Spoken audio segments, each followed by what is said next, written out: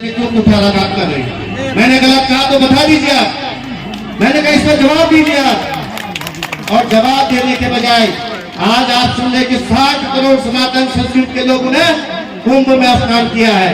सबने सुना, कहीं हमारे दीदी भूली भी गई होगी। लेकिन मैं बता रहा हूँ आप लोगों को, यदि माँ गंगा यहाँ से नहीं बहती तो कहाँ स्नान करते? बता दीजिए, ये माँ गंगा यहाँ से नहीं जाती तो कुंभ में कहाँ से स्नान होगा? अरे जल हमारे, जंगल हमारे, प्रकृति हमारी, प्राकृतिक संसाधन हमारे, तो इससे हमें भी अधिकार मिलने चाहिए।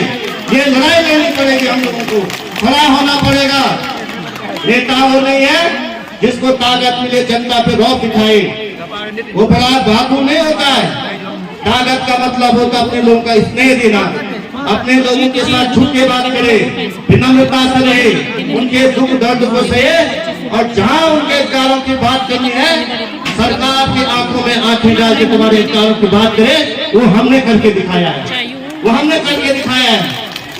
और मंत्री जी मुझे कहने लगे, जब मैं पहाड़ की पीड़ा कहने लगा, मैंने कहा 4 धाम यात्रा के लिए हरिद्वार में रजिस्ट्रेशन का काम किया जा रहा है। हमारे यात्रा को आप कुमाऊं को डाइवर्ट कर रहे हैं। कोई नहीं कह सकता, मैंने कहा सदन के अंदर मैं कहने वाला हूँ, मैंने कहा कुमाऊं में यात्रा जानी चाहिए, हमें कोई गुरेज नहीं है। लेकिन मैंने कहा इस कीमत पे बिल्कुल नहीं जानी चाहिए कि पहाड़ जो व्यक्ति आ रहा है यात्रा के लिए उसको वहां रोक के परेशान किया जाए। ये मैंने कहा, इसके आप जवाब दीजिएगा। और सरकार की जवाब दी है संसद में, विधानसभा के अंदर जवाब देना। लेकिन सरकार जवाब देने के बजाय अरे मुझे कहने लगे पहाड़ी क्या होता है? अरे भाई मैं तो पहाड़ का रंग घोड़ा हूँ, पहाड़ी नहीं कहूंगा। क्या उत्तर प्रदेश और बिहार की बात कहूंगा? आप बता दीजिए, आप बता दीजिए। मैं यहाँ की बात नहीं करूंगा, उत्तर प्रदेश बिहार की बात करूंगा। मेरा दर्द है कि जब ये राज्य बना, चमोली जनपद में 4 विधानसभा की सीटें होती थी, 4।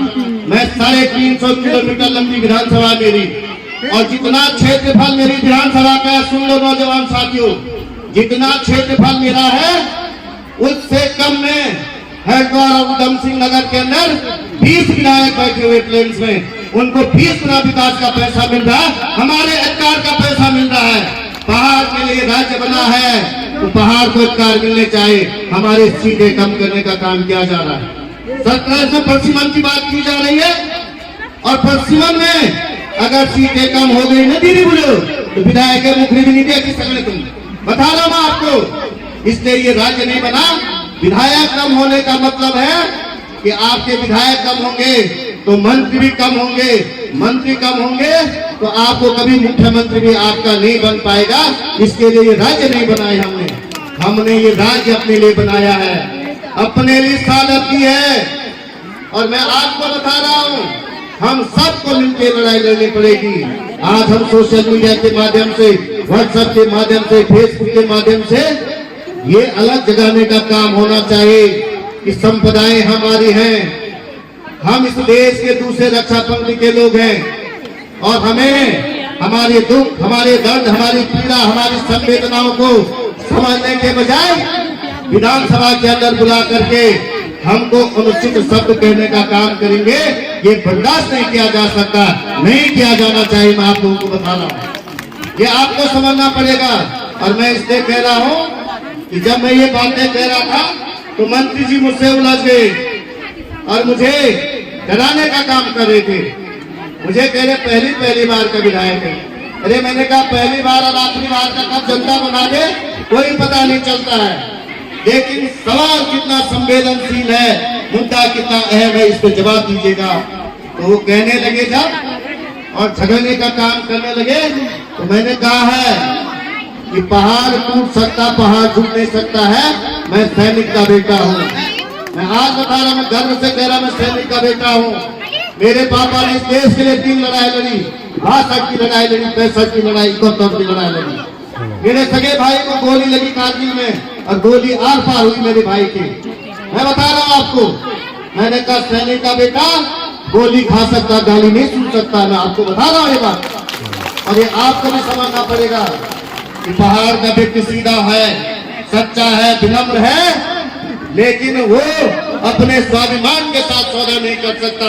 जिसका जमीन जिंदा होगा, जिसके खून में उबाल होगा, जो पहाड़ की बात करता होगा, निश्चित रूप से वो प्रतिकार करने का काम करेगा।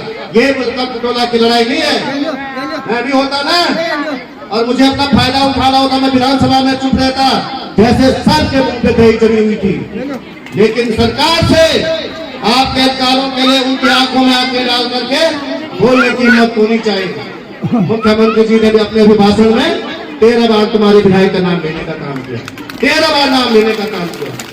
मैं आपको बता रहा हूँ, मैंने चुनाव में कहा था कि आप मुझे जिताएंगे, मैं तुम्हारा वकील बन करके तुम्हारे अधिकारों के लिए लड़ूंगा। और मैं ये बता रहा हूँ, मैं पोखरी की जनता को बता रहा हूँ और चमोली की जनता और अपनी विधानसभा की जनता को बता रहा हूँ, मैं तुम्हारे अधिकारों के लिए सदन में भी लड़ूंगा और नहीं होगा तो मैं सड़कों पर लड़ने का काम करूंगा आप लोगों के साथ। हमारे अधिकार कोई नहीं छीन सकता है। ये उत्तराखंड बनाने से बड़ी लड़ाई है, ये एक और युद्ध है हमारा। वरना पहाड़ का जवान तो बाहर जा रहा है, रोजगार तो मिल नहीं रहा है, लेकिन जो स्वरोजगार के लिए आज जो काम कर रहे हैं, ये स्थिति हमारी बन गई। हम तो ना जाते, तुम ना जाते हैं, फॉरेस्ट वाले हम पे टैक्स लगा रहे हैं, हमारी जमीन और हमें पे टैक्स लगाया जा रहा है। आज स्थिति हुए हमारे कई गौशाला हैं, हमारे मरणों उन मरणों को भी नापने का काम किया जा रहा है। हमारे चौकी दादी हम आ रहे हैं, भाई क्या है ये दक्षिण भारत के आकर के IFS लोग आकर के हमें डराने का काम करेंगे। अरे हमारे 16 मंगला में एक गरीब ने अपनी लड़की की शादी के लिए, लड़की की शादी के लकड़ी फाड़ी और डेपो आया, उस पर लात मार के चले गए, लकड़ी जंगल में भेज के फेंकने का काम करे। क्या ये बर्दाश्त किया जा सकता है? अरे हम गरीब लकड़ी नहीं फाड़ेंगे, किससे शादी करेंगे और ये आकर के हमें बताने का काम करेंगे।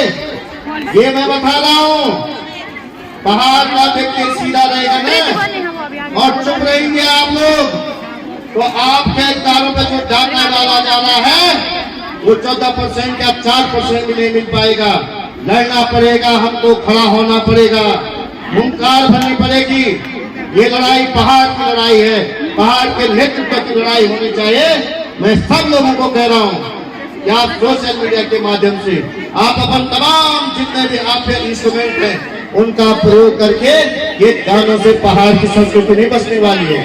ये यहाँ पे आके हम धरोहरों को दिखाने के काम जो हमारे लोग कर रहे हैं वो बहुत स्वागत योग्य है, लेकिन लड़ाई लड़नी पड़ेगी, युद्ध लड़ना पड़ेगा। और ये तमाम पहाड़ के उन तमाम छोटे छोटे जो बच्चे हमारे, उनके भविष्य की लड़ाई है।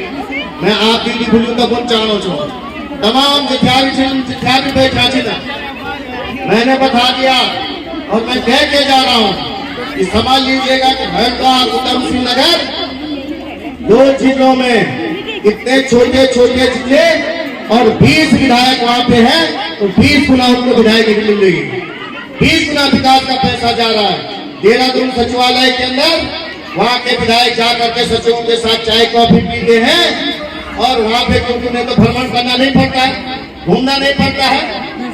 आज के विधायकों को वही दिए न घोड़ा न गाड़ी, और उनको भी वही वो सचिवालय में चाय पीते हैं और सिफारिशें लगा के अपने लोगों को नौकरी लगा रहे हैं। सिफारिशें देकर के, घूस देकर के बड़े बड़े ठेका भी कोई हमारा पहाड़ का नहीं है, सारे पहाड़ के ठेका सचिन करके आ रहे हैं। हमारे बच्चों को मजदूर बनाने का काम किया जा रहा है। हमारे बच्चे होटलों में बर्तन धोने के लिए छोड़े जा रहे हैं।